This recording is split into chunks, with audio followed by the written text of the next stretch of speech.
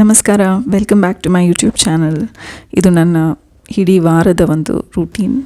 So ಬೆಳಗ್ಗೆ walk ಮುಗಿಸಿ ಮನೆಗೆ ಬಂದು ಜಸ್ಟ್ ಕ್ಲಿನಿಕ್ಕಿಗೆ ಹೋಗೋದಕ್ಕೆ ರೆಡಿಯಾಗಿ ಇನ್ನೇನು ಹೊರಡಬೇಕಾದ್ರೆ ಗೇಟಲ್ಲಿ ನಮ್ಮ ನಾಯಿ ಮರಿ ಚಾರ್ಲಿ ಇದು ಅವನ ರೂಟೀನ್, ಯಾವಾಗಲೂ ಸೆಂಡ್ ಆಫ್ ಕೊಡೋದು. ಅದಾದಮೇಲೆ ಕ್ಲಿನಿಕ್ಕಿಗೆ ಬಂದಮೇಲೆ ಒಂದಷ್ಟು ಅಪಾಯಿಂಟ್ಮೆಂಟ್ಸ್ ಇತ್ತು. It was a busy day. So ಹಾಗಾಗಿ ಮೊದಲು ನಮ್ಮ ಕನ್ಸಲ್ಟೆಂಟ್ ಒಬ್ಬರು ಬಂದಿದ್ದರು. ಅವ್ರದ್ದೊಂದು ಕೇಸ್ ಮುಗಿಸಿದ ಮೇಲೆ ಇನ್ನು ನನ್ನ ಎಲ್ಲ ಕೇಸಸ್ನ ನಾನು ಅಟೆಂಡ್ ಮಾಡೋಕ್ಕೆ ಶುರು ಮಾಡಿದೆ. ಸೊ ಒಂದಷ್ಟು ಫಿಲ್ಲಿಂಗ್ಸ್ ಇತ್ತು, ಒಂದಷ್ಟು ರೂಟ್ ಕೆನಾಲ್ ಕೇಸಸ್ಗಳಿದ್ದವು.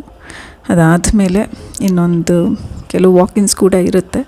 ಹಾಗಾಗಿ ಆ ಪೇಷಂಟ್ಗಳನ್ನ ನಾವು ಚೆಕ್ ಮಾಡಿ ಅವರಿಗೆ ಏನು ಟ್ರೀಟ್ಮೆಂಟ್ ಕೊಡಬೇಕು ಅನ್ನೋದ್ರ ಬಗ್ಗೆ, ಅಥವಾ ಏನಾದರೂ ಬೇರೆ ವಿಷಯಗಳಿದ್ರೆ ಅದ್ರ ಬಗ್ಗೆ ಅವರಿಗೊಂದು ಸ್ವಲ್ಪ ಎಕ್ಸ್ಪ್ಲನೇಷನ್ ಕೊಟ್ಟು ತಿಳಿಸ್ಕೊಡ್ತೀವಿ. ಸೊ ಅದೆಲ್ಲ ಮುಗಿದ್ಮೇಲೆ ಅದಾದಮೇಲೆ ಇನ್ನೊಂದು ಕೇಸ್ ಇತ್ತು. ಆ ಪೇಷಂಟ್ ಏನಂತಂದರೆ ಒಸಡಿಗೆ ಸಂಬಂಧಪಟ್ಟಂಗೆ ಕೆಲವು ತೊಂದರೆಗಳಿತ್ತು. ಇದು ಕಾಮನ್ ಆಗಿ ತುಂಬಾ ನ್ಯಾಚುರಲಿ ತುಂಬ ಜನರಲ್ಲಿ ಕಾಣಿಸುತ್ತೆ, ಬಟ್ ಇದು ಗೊತ್ತಿರೋದಿಲ್ಲ. ಸೊ ಇದ್ರ ಬಗ್ಗೆ ನಾನು ಮುಂದೆ ನಿಮಗೆ ನನ್ನ ವ್ಲಾಗ್ಗಳಲ್ಲಿ ತಿಳಿಸ್ತೀನಿ. ಸೊ ಇದಕ್ಕೆ ಗಮ್ ಡಿಸೀಸಸ್, ಪೆರಿಡಾಂಟಲ್ ಡಿಸೀಸಸ್ ಅಂತ ಕರಿತೀವಿ. ಒಸಡಿಗೆ ಸಂಬಂಧಪಟ್ಟಂಗೆ ತೊಂದರೆ ಇರುತ್ತೆ, ಗಮ್ಸ್ ಬ್ಲೀಡಿಂಗ್ ಆಗುತ್ತೆ. ಈ ಪೇಷಂಟ್ಸ್ಗೆ ಕೆಲವೊಂದು ಒಸಡಲ್ಲಿ ಅಷ್ಟೇ ನೋವು ಬರುತ್ತೆ, ಅಂದರೆ ಹಲ್ಲಲ್ಲಿ ಇರೋದಿಲ್ಲ, ಬರೀ ಒಸಡಲ್ಲಿ. ಸೊ ಅದನ್ನು ನೀವು ಮುಂಚೆನೇ ತಿಳ್ಕೊಬೇಕಾಗುತ್ತೆ. ಇಲ್ಲಾಂದರೆ ಕ್ರಮೇಣ ಹಾಗೆ ಬಿಟ್ಟಾಗ ಬರ್ತಾ ನಿಧಾನಕ್ಕೆ ಹಲ್ಲುಗಳು ಶೇಕಾಗಿ ಅದ್ರ ಬೋನ್ ಲಾಸ್ ಎಲ್ಲ ಆಗಿ ಹಲ್ಲು ಬಿದ್ದು ಹೋಗುವಂಥ ಪರಿಸ್ಥಿತಿ ಬರುತ್ತೆ. ಸೊ ಈ ಪೇಷಂಟಲ್ಲಿ ಆ ತೊಂದರೆ ಇದ್ದಿದ್ದರಿಂದ ಅದನ್ನು ಮುಂಚೆನೇ ಗೊತ್ತಾಯಿತು, ಚೆಕ್ ಮಾಡಿದ್ವಿ, ಅವ್ರಿಗೆ ತಿಳಿಸಿ ಅವರು ಕರೆಕ್ಟ್ ಟೈಮಿಗೆ ಒಂದು ಡಿಸಿಷನ್ ತಗೊಂಡು ಟ್ರೀಟ್ಮೆಂಟ್ ಮುಂದುವರ್ಸೋಕ್ಕೆ ರೆಡಿ ಆದರು. ಸೊ ಹಾಗಾಗಿ ಇವತ್ತು ಅವರ ಫಸ್ಟ್ ಸೆಷನ್ ಇತ್ತು. ಇದಕ್ಕೆ ಲೇಸರ್ ಟ್ರೀಟ್ಮೆಂಟ್ಸ್ ಮಾಡ್ತಿದ್ದೀವಿ. ಸಿಂಪಲ್ ಕ್ಲೀನಿಂಗು ಮತ್ತು ಡೀಪ್ ಕ್ಲೀನಿಂಗ್ ಅಂತ ಹೇಳ್ತೀವಿ. ಅದೆಲ್ಲ ಮುಗಿಸಿದ ಮೇಲೆ ಅವರಿಗೆ ಲೇಸರ್ ಟ್ರೀಟ್ಮೆಂಟ್ ಮಾಡ್ತಾಯಿದ್ದೀವಿ. ಸೊ ಇದೆಲ್ಲ ಮುಗಿದ ನಂತರ ಇನ್ನು ಸ್ವಲ್ಪ ಫ್ರೀ ಟೈಮ್ ಆದಮೇಲೆ ಮಂಡಲ ಆರ್ಟ್ ಅಂತ ಹೇಳಿ, it's a very known art. ಇದು ಎಲ್ಲರೂ ಸಾಮಾನ್ಯ ಮಾಡ್ತಾರೆ, ತುಂಬ ಜನಕ್ಕೆ ಗೊತ್ತಿರುತ್ತೆ. ಗೊತ್ತಿಲ್ಲದೆ ಇರೋರಿಗೆ ಇದು ತುಂಬಾ ಒಂದು ಒಳ್ಳೆ ಮೆಡಿಟೇಟಿವ್ ಆರ್ಟ್ ಫಾರ್ಮ್ ಅಂತ ಹೇಳ್ಬೋದು. ಸೊ ಟೈಮ್ ಸಿಕ್ಕಾಗ ಕ್ಲಿನಿಕಲ್ಲಿ ಇದನ್ನು ಕೂತ್ಕೊಂಡು ಮಾಡ್ತೀನಿ. ಸೊ ಇದು ನೀವು ನೋಡ್ಬೋದು, ಇದೊಂದು Buddha mirror art actually. So ಇದೊಂದು 24 ಇಂಚ್ ಬೋರ್ಡ್ ಮೇಲೆ ಮಾಡಿದ್ದು. ಮಾಡೋಕ್ಕೆ ಸುಮಾರು ಸಮಯ ತಗೊಳ್ಳುತ್ತೆ, ಬಿಕಾಸ್ ಇದು ಪೇಂಟ್ಸ್ ಎಲ್ಲ ಸ್ವಲ್ಪ ಒಣಗಬೇಕು, ಎಲ್ಲ ಒಂದೇ ಸ್ಟ್ರೆಚಲ್ಲಿ ಖಂಡಿತ ಮಾಡೋಕ್ಕಾಗೋದಿಲ್ಲ. ಸೊ ಇದು ನನ್ನ ದಿನ ಒಂದು ಸ್ವಲ್ಪ ನನಗೆ ಟೈಮ್ ಸಿಕ್ಕಾಗ ಮಾತ್ರ ಇದನ್ನು ಕೂತ್ಕೊಂಡು ಮಾಡೋದ್ರಿಂದ ನನಗೆ ಹಿಡಿಯುತ್ತೆ. ಒಂದು ವಾರಗಟ್ಟಲೆ ಒಂದು ಟೇಕ್ಸ್ ಟೈಮ್.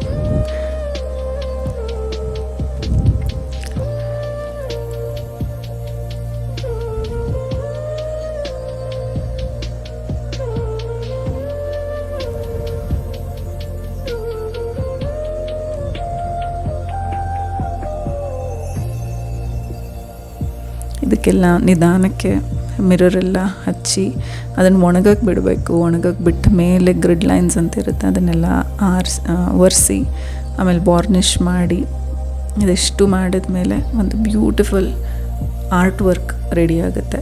ಇದನ್ನು ವಾಲ್ ಹ್ಯಾಂಗಿಂಗಾಗಿ ಯೂಸ್ ಮಾಡ್ಕೋಬೋದು. ಯಾರಿಗಾದರೂ ಗಿಫ್ಟಿಂಗಿಗೆ ತುಂಬಾ ಒಳ್ಳೆಯ ಆಪ್ಷನ್ ಆಗಿರುತ್ತೆ. ಇದು ಒಳ್ಳೆ ಆರ್ಟ್ ಫಾರ್ಮ್. ಇಷ್ಟ ಇರೋರು ಖಂಡಿತ ಟ್ರೈ ಮಾಡ್ಬೋದು, ತುಂಬ ಚೆನ್ನಾಗಿರುತ್ತೆ, ಮಾಡಿ ನೋಡಿ.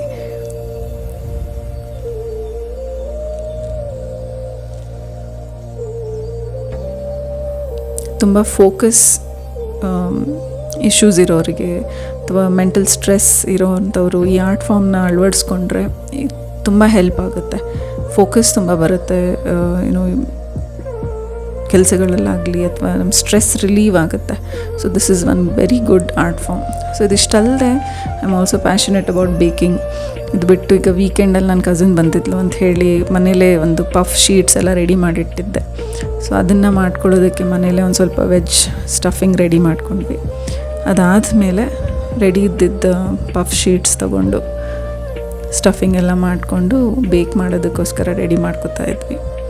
ಸೊ ಇದೆಲ್ಲ ಒಳ್ಳೆ ಹೆಲ್ದಿ ಆಪ್ಷನ್ಸ್ ಅಂತೂ ಖಂಡಿತ ಅಲ್ಲ, ಬಟ್ ಏನಂದರೆ ಒಂದು ತಕ್ಕ ಮಟ್ಟಿಗೆ ನಿಜವಾಗ್ಲೂ ನಾವು ತಿನ್ನಲೇಬೇಕು ಅಂತ ಅನಿಸಿದ್ರೆ ಹೊರಗಡೆ ಹೋಗಿ ನಾವು ಬೇಕ್ರಿಗಳಲ್ಲಿ ತೊಗೊಂಬಂದು ತಿನ್ನೋದಕ್ಕಿಂತ ಮನೇಲೇ ಮಾಡ್ಕೋಬೋದು. ಇಟ್ಸ್ ನಾಟ್ ಈಸಿ, ಸಮಯ ಹಿಡಿಯುತ್ತೆ, ಟೈಮ್ ಬೇಕು, ಹಾಗೆ ತಕ್ಷಣಕ್ಕೆ ಆಗೋವಂಥ ಕೆಲಸಗಳಿದು ಖಂಡಿತ ಅಲ್ಲ. ಬಟ್ ಏನಂತಂದರೆ ಈಗ ನಾವು ನೋಡೋ ರೀತಿಯಲ್ಲಿ ಹೊರಗಡೆ ಎಲ್ಲ ಎಷ್ಟು ಅನ್ಹೈಜೀನಿಕ್ಕಾಗಿ ಮಾಡ್ತಾರೆ. ಅಲ್ಲಿ ಏನು ಬಳಸ್ತಾರೋ, ಯಾವ ರೀತಿ ಬಳಸ್ತಾರೋ, ಏನು ಕೊಳ್ತೋಗಿರುತ್ತೋ ಏನೂ ಗೊತ್ತಿರೋದಿಲ್ಲ.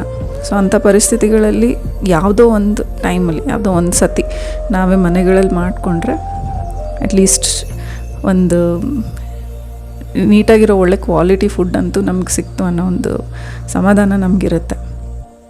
ಸೊ ಮುಂದಿನ ವ್ಲಾಗ್ಗಳಲ್ಲಿ ನಿಮಗೆ ಇಂಟ್ರೆಸ್ಟ್ ಇದ್ದರೆ ಖಂಡಿತ ಕಾಮೆಂಟಲ್ಲಿ ತಿಳಿಸಿ. ಇದೆಲ್ಲ ಹೇಗೆ ನೀವು ಮನೇಲೇ ಮಾಡ್ಕೋಬೋದು ಅನ್ನೋದನ್ನು ನಾನು ಖಂಡಿತ ವಿಡಿಯೋ ಮಾಡ್ತೀನಿ, ಡೀಟೇಲ್ಡ್ ವಿಡಿಯೋ ಮಾಡಿ ಶೇರ್ ಮಾಡ್ತೀನಿ. ಆ್ಯಕ್ಚುಲಿ ತುಂಬ ಮೆತ್ತಗಾಗ್ಬಿಟ್ಟಿತ್ತು, ತುಂಬ ಬೇಗನೆ ಫ್ರಿಜ್ಜಿಂದ ತೆಗೆದಿಟ್ಟು.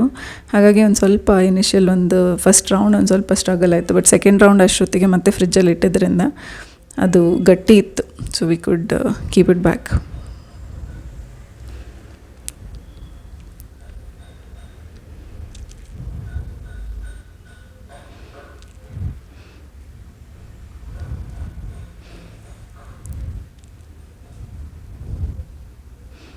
ಸೊ ಈ ರೀತಿ ಕಟ್ ಮಾಡಿ ಬಟರ್ ಪೇಪರ್ ಹಾಕಿ ಒಂದ್ರ ಮೇಲೆ ಒಂದು ಲೇಯರ್ ಮಾಡಿ ಇಟ್ಬಿಟ್ರೆ ಫ್ರಿಜ್ಜಲ್ಲಿ ನೀವು ಆರಾಮಾಗಿ ಸ್ಟೋರ್ ಮಾಡ್ಕೋಬೋದು.